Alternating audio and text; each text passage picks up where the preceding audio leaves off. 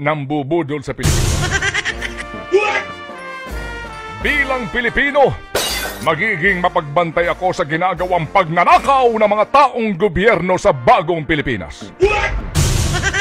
Bilang Pilipino, isisiwalat ko ng buong tapang at may dangal ang katiwalian at pagmamalabis ng mga taong nagpapanggap na mga lingkod bayan. Bilang Pilipino, iaalay ko ang aking lakas, talino at kakayahan sa pagmumulat sa kaisipan ng mga dukhang pinagmamalabisan at nililinlang ng mga taong nasa likod umano ng sinasabing bagong Pilipinas. Bilang mga Pilipino, magkaisa tayo sa paggising sa lahat ng mga nabudol.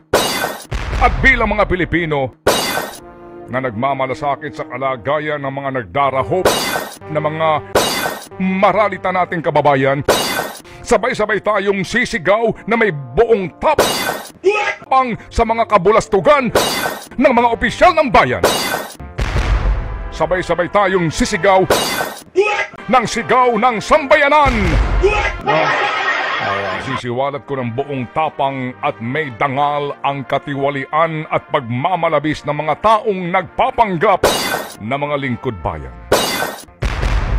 Bilang Pilipino, iaalay ko ang aking lakas, talino at kakayahan sa pagmumulat sa kaisipan ng mga dukhang pinagmamalabisan at nililinlang ng mga taong nasa likod umano ng sinasabing bagong Pilipino.